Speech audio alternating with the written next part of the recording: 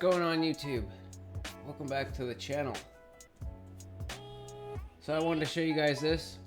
Another deck job. It seems to be a common theme here lately. But at least this one is on the ground and it's not February. So I'll take it. But this job was in a really bad spot. Parking is like, yeah, there is none. So, but anyways, I was instructed to go to this job, strip all the decking off, take out the handrails, try to save the frame if you can, and extend the deck, make it wider by about a foot and a half up to the walkway. And obviously you're extending the deck and they wanted to hang a gate off the deck. I wasn't gonna scab framing in, it needed to be strong. So I said, no, framing's gotta go, we're gonna start fresh. You want the gate to be solid? Well, it needs a solid foundation to hang on, so let's just check it out. Building another deck today. This is the good part about working in the city. This is in Charlestown for street cleaning. $90. 90 Canadian Deutschmarks. Same offense in Dorchester is 30. Tell me that's fair. Absolutely insane. You don't want to work in this town.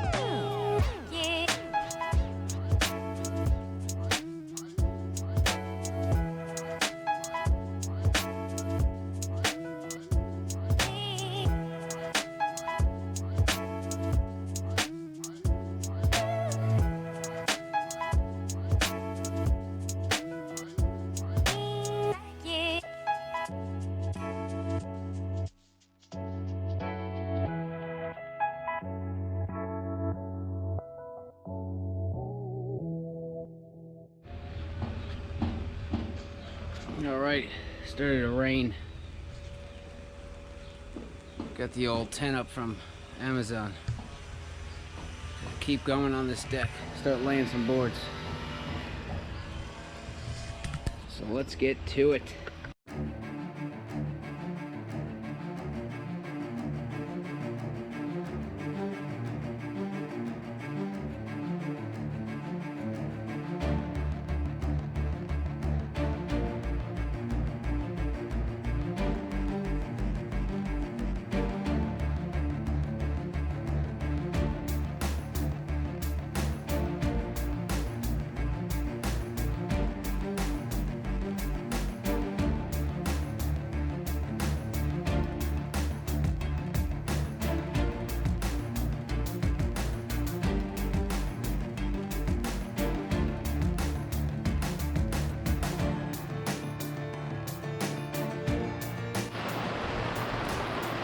Man, this rain just like,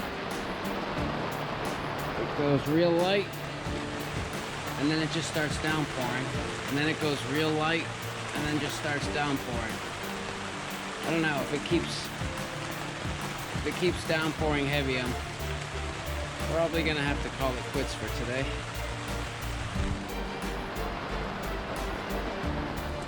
Yeah, it's not ideal working conditions. If I could fit this tent over the deck, I would, but it's too big. Alright, the downpour's over. I just stayed under the tent, kept cutting boards, just chucking them in. So now we gotta screw them all down.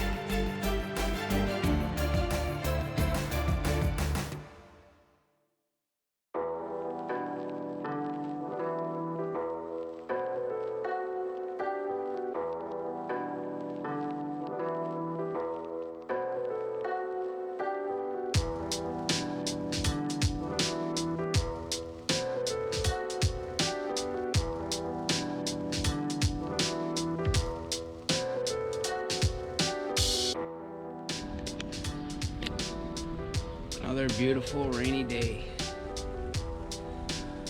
We're almost done. So I was told to use pre-primed pine. I always try to steer people away from it. I had this glued and nailed and screwed. And it's not even touching the pressure treated. There's a gap inside. All the way around, and this pine likes to separate. This is PVC. Once it's painted, you never know the difference, and this won't separate on you.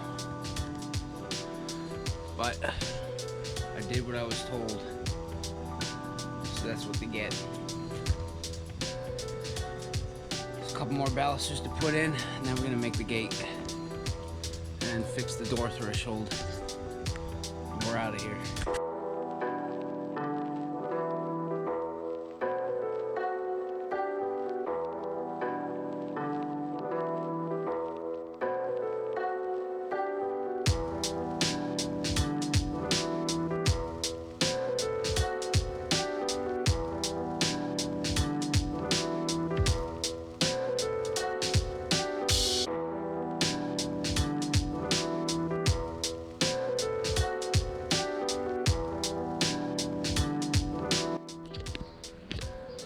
Alright, so I gotta make a cross brace for that door.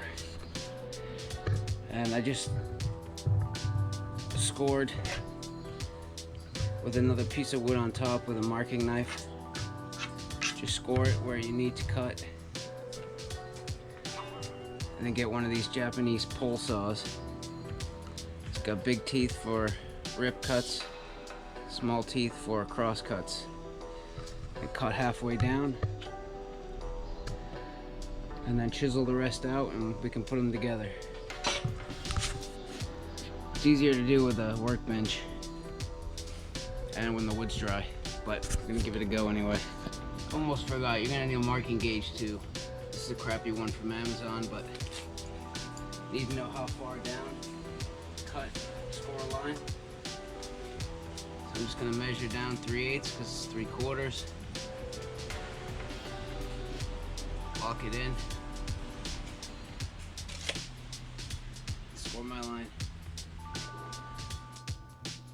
So on the subject of marking gauges, the one that you saw me using was probably a $20 marking gauge that I found on Amazon. And it was my first one. And I tried using it, and I noticed that it was really, really hard to get. I mean, these are precision tools. I mean, just think about it. This is a precision tool. So it should be very easy to precisely set it. Correct? No, not all the time. That Amazon one works, but for like absolute accuracy, I wouldn't use it.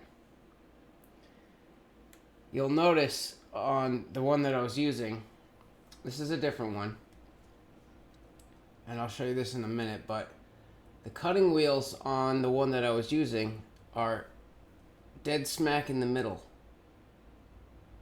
So no matter where you go, if it's in the middle, you get the same amount of reference surface, like when you're pushing it up against the piece of wood. So this is a Veritas marking gauge, and you'll notice this one has 2 rods, not just one. So the reason for that is you have your normal. This is the cutter wheel that comes in my other one. And then this wheel is reversed. You see that? This one's up, that one's down.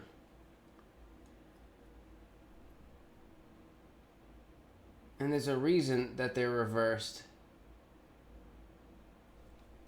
You want the square side of the blade. You want the finished side to be on this side, and then the finished side to be on this side of this one, because the wheel has a little curve to it, and you want that curve in the scrap material or the stuff you're taking out. But you want a clean, crisp edge, and that's what these give you. So with the cheaper one, these knobs are loose. You know what? I'll just take them out. There we go. No knobs. So with the cheap one, as soon as you back the screw off just a little bit, these things will just fall. Like that, right to the bottom. This Veritas one, you see this? With no knobs, and you gotta pull it a little. Like, the machining is so nice.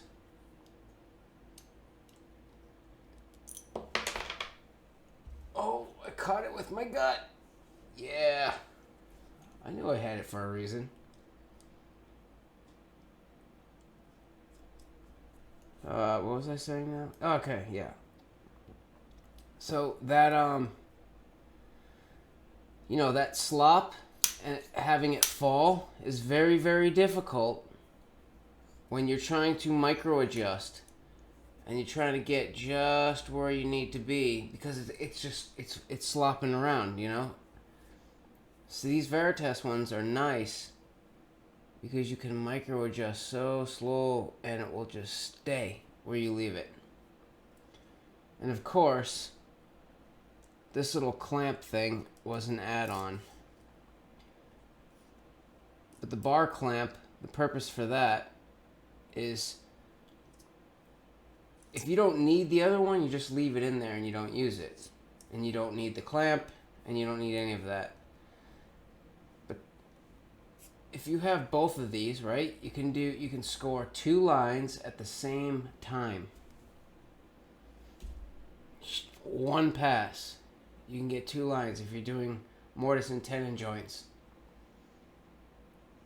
So what the purpose of this clamp is if you got the spacing between the 2 wheels correct, but you didn't get the depth correct, you could lock these pipes down, or these bars, Now that locks your spacing right where it was. Then you can back off the screws and you can move the whole unit and you don't lose your setting. You know, that was like an extra $10, but you know what? I was like, if I'm gonna get it, I'm gonna get it. And here's the one main difference that I like about this Veritas versus the cheapies. Do you see how it's off-centered?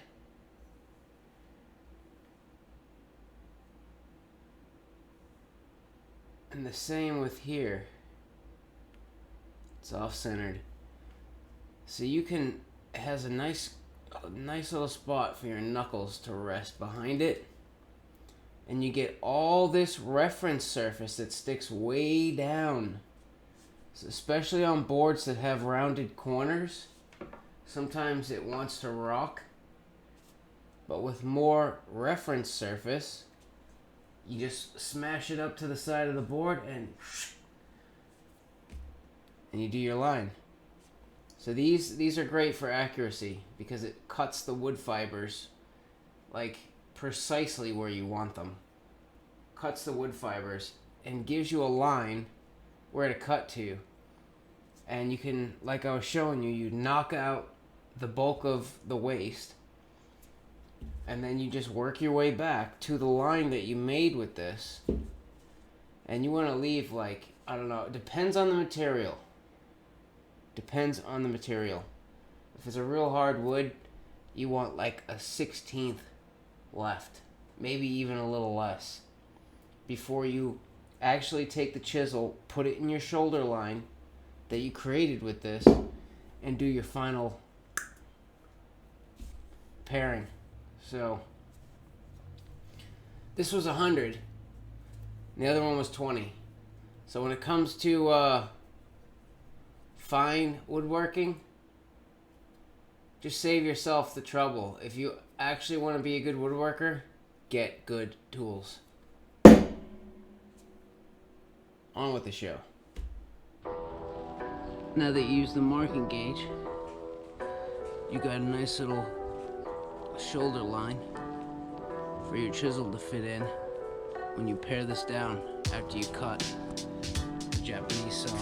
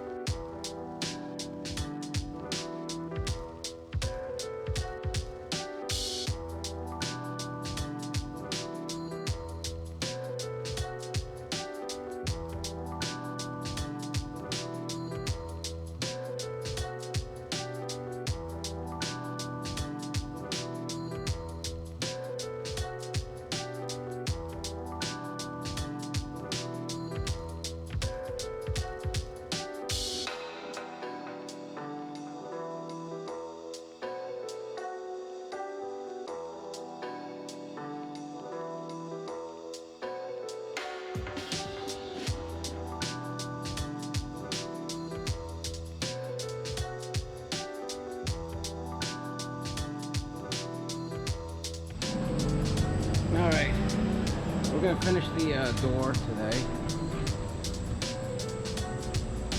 We've got to make that lattice or those little crosses for the top part of the door there. So we're just going to use this stuff, handsaw and a chisel, and see if we can copy that. Let's get to it.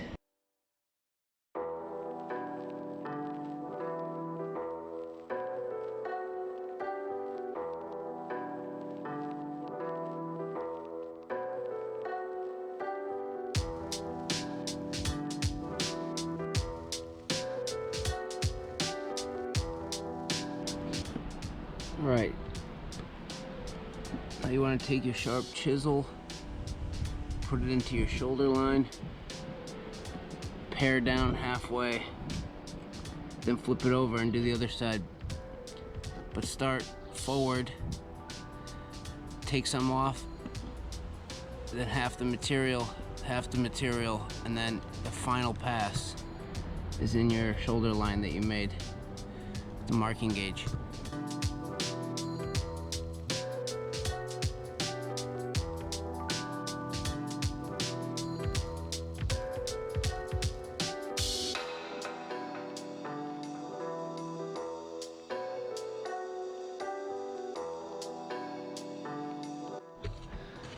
And there it is,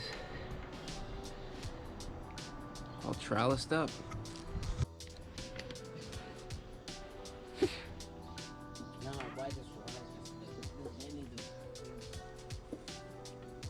Yeah. Yeah, you definitely need a table saw on deck. All the times. Last week I have to come to here to cut this.